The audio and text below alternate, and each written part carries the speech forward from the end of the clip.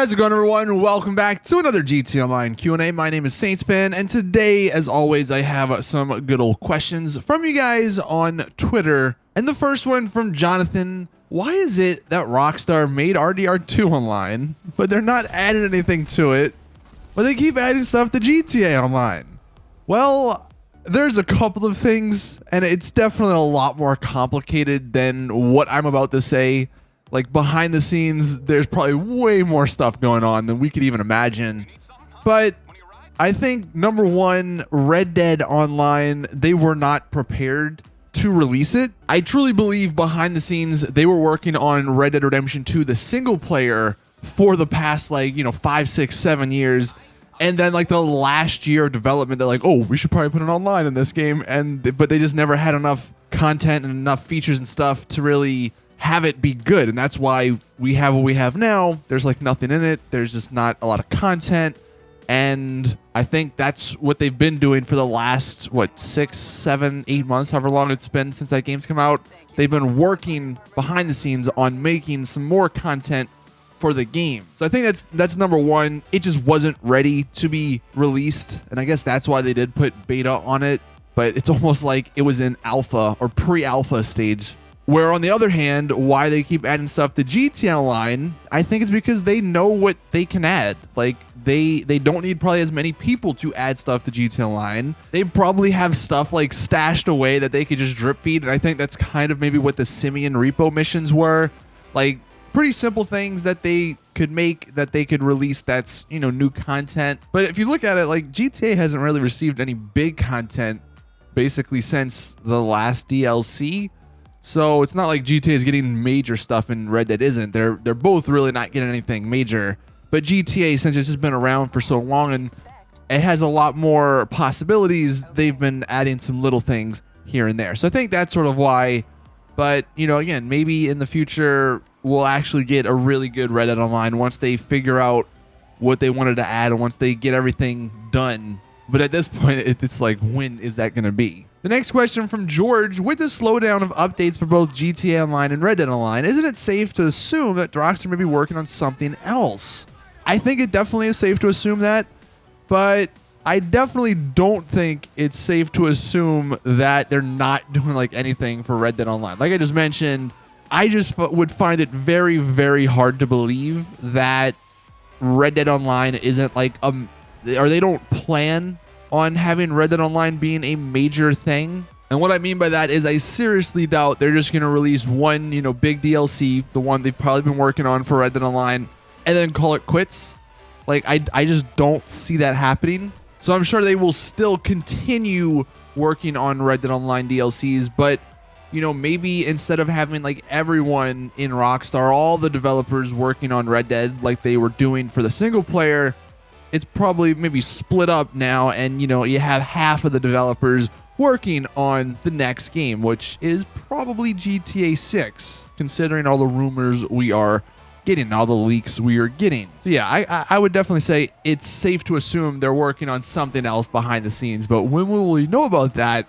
I don't know. I have seen some more leaks and some more rumors come out that said E3, it may be interesting this year, but that kind of doesn't sound right for Rockstar. But then again, Rockstar, they do whatever the hell they want, so who really knows? Vanos392, do you think Rockstar changed mission payouts from completion to time for a reason or just greed?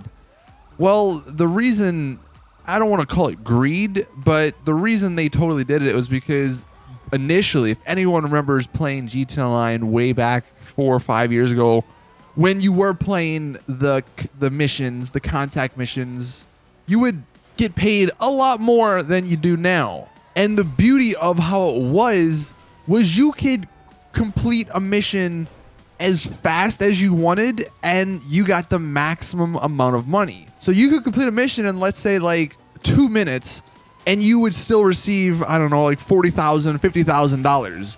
Where now, in order to receive $40,000 or $50,000, you have to wait 10 to 15 minutes in the mission for that amount of money to be given to you. So the reason they totally did it was because they didn't want people making money super fast, and it's a business decision, whatever.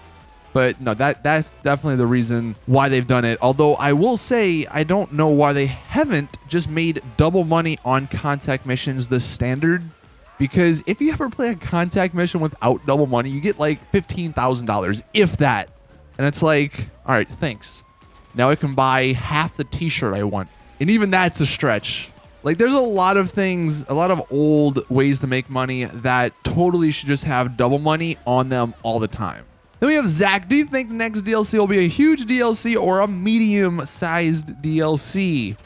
Well, look, of course, we all want a huge DLC, and I think that's to be expected. Like, I know Rockstar haven't said anything, but that's almost a downfall because, like, they haven't said anything or haven't done anything in 6 months for GTA Online. So people, I would imagine, are thinking, all right, they've been working all this time on GTA Online. This next DLC, it's going to be huge. And if it's not a huge DLC, if it is just a medium DLC or like even a small DLC, God forbid, people are going to be upset.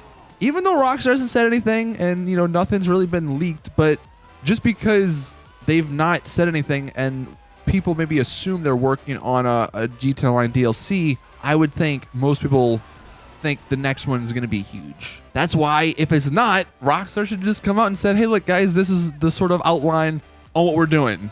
We'll update you guys more when we have more information, but that's not Rockstar. Moldy Worm, do you think we'll ever get the aircraft carrier as a purchasable item? If so, how much do you think Rockstar will price it? I'm guessing a lot. Love you, Riz. Thanks, man. Do I think we'll ever get it? You know, there was a time when I used to think we would get it, but it's looking less and less likely. I've been seeing more stuff behind the scenes that sort of indicates a lot of the things we wanted and maybe you would think would be easy to implement, they're not so easy to implement. And I'm thinking the aircraft carrier is one of those things. Like, it's cool. It's a cool idea. It's an awesome idea. I think it's an idea that would work really well in online. But I think maybe implementing it, especially alongside of the yachts, is an issue for Rockstar. And that's why I don't think we'll ever get it. I don't think it has anything to do with it not being good. I just think it's an issue with it not being able to be done as far as game coding goes.